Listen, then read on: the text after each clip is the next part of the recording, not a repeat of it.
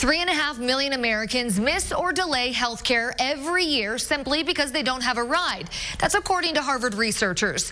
Transportation barriers disproportionately affect the elderly, low income, and physically disabled.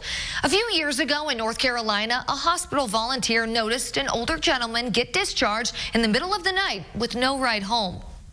And so he was going to walk out into the night, 8 or 9 miles. He's like 60, 65 years old. He was kind of off balance and staggering a bit. And he told me that his vision had been compromised by some medication he had been given during his stay. So no part of this sounded like a good idea for this guy to just go off into the night. That volunteer ended up giving the man a ride home, and not long after, the company Ride Health was born. Basically, it's a software management company that health systems and other groups can use to schedule rides for patients. The Ride Health network taps into all sorts of options, from public transportation to ride sharing to specialized medical transports. And the rides are free for the patient. The technology is also supported by a team monitoring everything that's scheduled. There's all kinds of disruptions that can happen in the course of transportation. So drivers might be arriving late, drivers might be unable to find the passenger at the pickup location, or a trip might be going on for longer than we would expect. And we have technology that lets us detect those interruptions and intervene right away so that we solve problems in the moment instead of waiting for situations to escalate. Ride Health is in 29 states and Washington, D.C. so far, and it plans to be in all states by the end of the year. It's still considered a startup and just got millions more in funding from technology and health companies. Cities and counties are taking it upon themselves, saying it's up to them to protect citizenship gun rights. Monday on The Now, we'll look at the Second Amendment sanctuary city movement and what it could do if it's passed in your community and what experts say it doesn't do. Definitely going to need that umbrella if you're heading out this evening. We've got some of that moderate to heavy rain moving in through Muncie and around Newcastle right now. Lighter rain to the south and west. But again, we're going to continue to see this lifting to the north over the next couple of hours. Next few days of your forecast, soggy tomorrow. We'll have some gusty winds around 40 miles per hour. Another chance of rain on Tuesday. Thanks for joining us for the Now Indy. The news at 6 starts right now.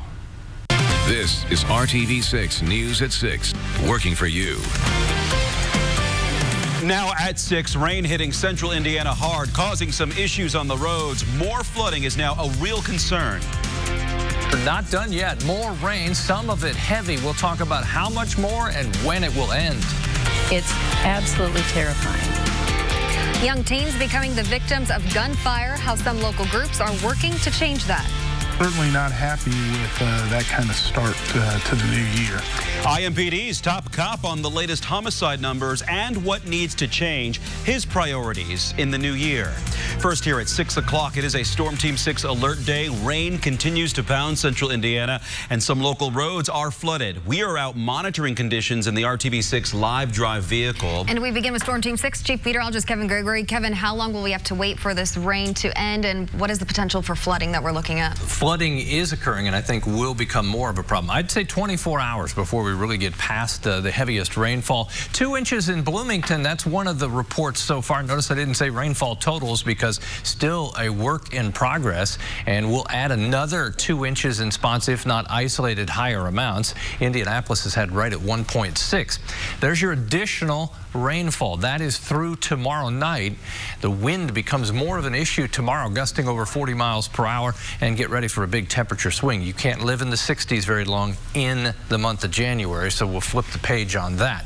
Here's your area of rain from Muncie to Newcastle to Rushville. That's the area of heaviest rain, moving quickly to the northeast. That's nice that these downpours are moving quickly, but we've had repeated rainfall move over the same areas. Obviously, that's causing issues. There's the big picture. What will happen is the overall threat for heavier rain shifts to the north through the evening hours. This gives you an idea where we think some of the heaviest rain will be over the next 24 hours. We'll talk about other details for your Saturday coming up. Kevin, thank you. We want to take you outside and show you what the road conditions look like at this hour in our live drive vehicle. This is I-465 on the south side there. You are going to need your windshield wipers tonight, but traffic appears to be moving at speed. You do want to give yourself some extra distance there as you're on the highway because some areas could be slick and some reports we've gotten here of hydroplaning sliding, so make sure you're using extra caution. Take a good look here because this is exactly what you're not supposed to drive through. If you ever see ponding like this or flooded roads, don't drive through it. Turn around and find another drier way to get to where you're going. The National Weather Service says 6 inches of water will reach the bottom of most passenger cars and can cause you to lose control, cause your car to stall, or even float away. Do not be caught off guard. While today's unseasonably warm and rainy weather has been a nice break from the cold, it could wreak havoc on your home. RTV6's Stephanie Wade is working for you to be sure your house is ready to handle all the rain. We came home to about 5 inches of water flooding the basement. Not once. Then about 10 months later, the same thing happened again. But twice, Tanae Wright's home has been flooded. The flooring was actually rippling and buckling, and a lot of our things were just floating in the water. There were major storms while she and her family were out of town, so the sump pump was working on overdrive. Each time their basement flooded, they had to replace the flooring, the rug. We lost definitely some of our possessions. Fortunately, there were no photos lost. They even bought a sump pump and backup battery, plus a new sensor that emails them when there's high water. Experts say you should have your sump pump checked at least once a year to make sure it's working properly. Either the sump pump is old and not maintained and burns itself out, or we get enough rain so quickly that, yes, it overloads the system. And it is possible to overload that system with 4 inches of rain. It's just hopefully it'll be spread out over this weekend and not all at once. Michaelis Corporation recommends clearing the leaves and debris from your gutters so water can drain into your downspouts. But if your home does get flooded, first thing you need to do is reach out to your insurance company and find out what your coverage is. But you also need to call somebody like us who offers a 24-hour mitigation service to try and get that water out as quickly as possible. Mold can start growing within 72 hours. That's a big problem for families. Working for you, Stephanie Wade, RTV6. Well, because of all this wet weather, we have been monitoring road conditions all day. Working for you, RTV6's Kelsey Anderson spoke with INDOT on how they prep for rain events like this one. On the commute this morning, a lot of drivers had to slow down because of water on the roadways, and that's why INDOT has crews on call all weekend, and also why we hear the terms turn around, don't drown so often. According to FEMA, just 6 inches of water could stall your car, 12 inches can stall most vehicles, and 2 feet of rushing water can carry a car away. So in different areas, you're going to see high water. There's no way around that. It's just the amount of rain we get in a short period of time. So when you see high water on the road, we always like to say, turn around, don't drown, and we really don't want that to happen. INDOT says they have crews on call through the remainder of this event to put up high water signs and clean drains as needed. They ask that you please give their crews plenty of room while they are working. Working for you, Kelsey Anderson, RTV6. Kelsey, thank you. And take a look at this. INDOT East Central tweeted out this video. Flood crews were on Interstate 70 today using a huge vacuum to clean out debris that clogged drains. This helps to make sure water doesn't pond too much on interstates. As always, if you see a crew working on the side of an interstate, move over and give them some room. And if you don't have the RTV6 app, you should download it right now. We have real-time forecasts of the rain, live radar, live traffic cameras, video, pictures, everything to keep you prepared of what's to come and what's happening now. We do have some breaking news at this hour to pass along to you. The driver of an Indigo bus involved in a fatal wreck on New Year's Day has been fired. That crash happened between the Indigo bus and a car near East Michigan Street and North Davidson Street downtown. 54-year-old Cindy Evans was in the car and she was killed. A young child riding in the car and a passenger on the bus were also hurt. Indigo says it has determined the actions of the bus driver compromised the safety of the driver and passengers of the car and riders on the bus. Just 10 days into the new year, and Indianapolis has already had 3 separate cases of young teens being shot, one of them fatally. RTV6's Megan Sanctorum is working for you to find out what some local organizations are doing to step in and help protect the city's young people. This is the face of one of Indianapolis's first shooting victims of 2020. Family shared these photos of 15-year-old Peter Lambermont with us. Police say he was shot and killed on January 4th. Today, they continue to look for his killer. Lambermont is not the only young person hit by gunfire recently. On January 2nd, a 14-year-old was shot and injured on Chamberlain Drive. Then on the 8th, A 13-year-old was shot and injured on Windhill Drive. Police are calling those two shootings accidental. That's heartbreaking. I mean, that's shocking, and that's just, we can't continue on this path. Reverend Malachi Walker runs Young Men Incorporated. The program helps provide at-risk teen with mentors and includes a summer empowerment camp. He says working with these teens is crucial, but he also thinks more needs to be done to prevent guns from getting in the hands of young people. I'm a strong believer in the right to bear guns. I mean, I have no problem with that.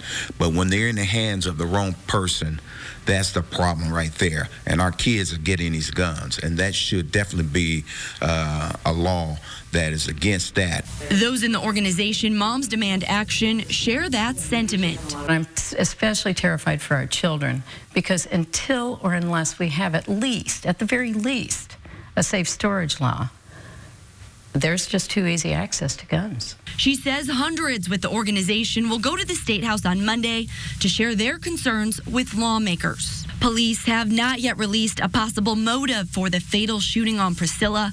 The two accidental shootings are still under investigation. Working for you, Megan Sanctorum, RTV6. We are now learning the names of two people found dead in a vehicle on the northeast side. The Marion County Coroner's Office has identified them as 65-year-old Diane McFarland and 26-year-old Shane McFarland. Metro Police say officers found Diane and Shane McFarland dead on the 6600 block of East 45th Street Thursday morning. That's near 46th and Arlington. Investigators are still trying to figure out exactly what happened. If you have any information, call Crime Stoppers at 317-262-TIPS. You can remain anonymous. A woman accused of murdering her stepdaughter and then storing her body in a trash bag is competent to stand trial. That's what a Grant County court ruled today. Amanda Carmack claimed mental disease as her defense in the case. After receiving the results of a mental evaluation in Grant County Circuit Court, the court ruled that Carmack can stand trial in her stepdaughter's murder. Police arrested Carmack on September 4th after investigators say she admitted to killing 10-year-old Skylee Carmack in the barn behind their house. Amanda Carmack's trial is scheduled to begin on February 3rd. A troubling trend is emerging for the city of Indianapolis. As of 6 p.m. tonight, the city is looking at its 9th violent death of the year compared to 4 last year in the same time period. RTV6's Rafael Sanchez sat down with the police chief to discuss crime, race, and prayer. Lord, I ask you right now to let them know, Lord, that they are somebody, Lord. And they are more than conquerors, Lord. And they need to put down those weapons, Lord. Prayers asking for an end to the violence brought people together during the lunch hour at the City County building. Metro Police Chief Randall Taylor was present at the vigil. As the latest figures show, 9 people killed in the city of Indianapolis.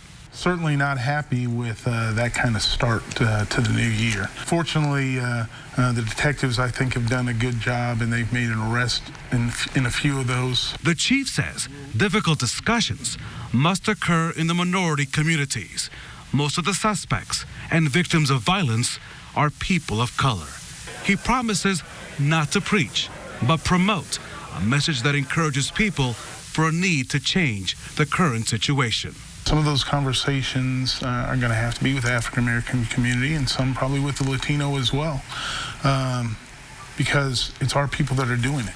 And so, speaking as an African-American male, I know that we're better than this. Violence has impacted the chief's life. In November 1998, his father-in-law, Prince Chapman, was killed by a juvenile in Fort Wayne. I'm using that to motivate myself and hopefully others to look at these issues prior to someone ending up in that coffin. Almighty God, who we call by many names. Prayers may not be for everyone, but for a chief who leans on faith, he knows he will not be alone on his journey ahead. Working for you in Indianapolis, Rafael Sanchez, RTV6. And the chief says that focusing on the homicide rate is priority. He also says the new year will bring updates to the department's police chase policy and use of force policy. Moving now to the RTV6 news feed. Right now, IMPD needs your help to find the driver involved in a fatal hit-and-run crash that left a man dead on the south side. It happened around 7:15 Thursday night on State Road 135 near Thompson Road. Police found a man dead along the road. Here is a picture of a vehicle that is similar to what police are looking for. They believe the suspect is driving a 2003 to 2008 model Honda Pilot.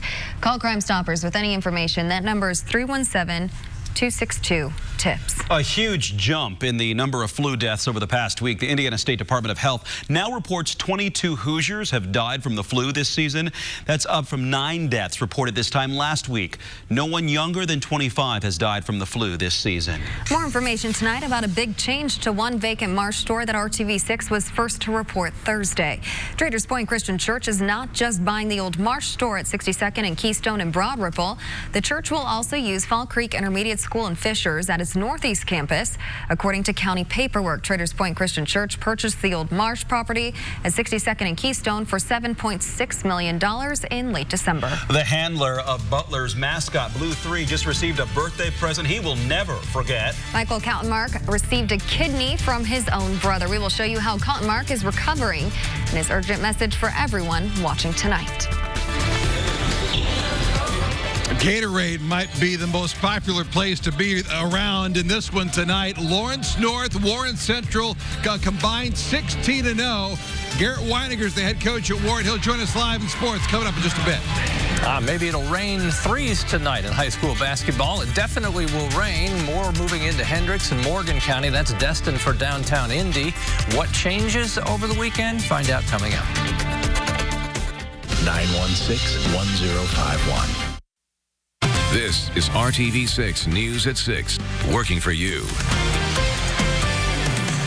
A perfect 40th birthday present for the longtime handler of Butler University mascot Blue 3. Today, Michael Kaltenmark received a new kidney from his brother. Kaltenmark is already getting back at it. He says the surgery was successful and he is starting to feel better. His brother is also doing well after donating his kidney. And Butler mascot Tripp is also happy. The man he calls his pops is recovering. This afternoon, Michael Kaltenmark spoke about the great need for kidney donors so other lives can be saved.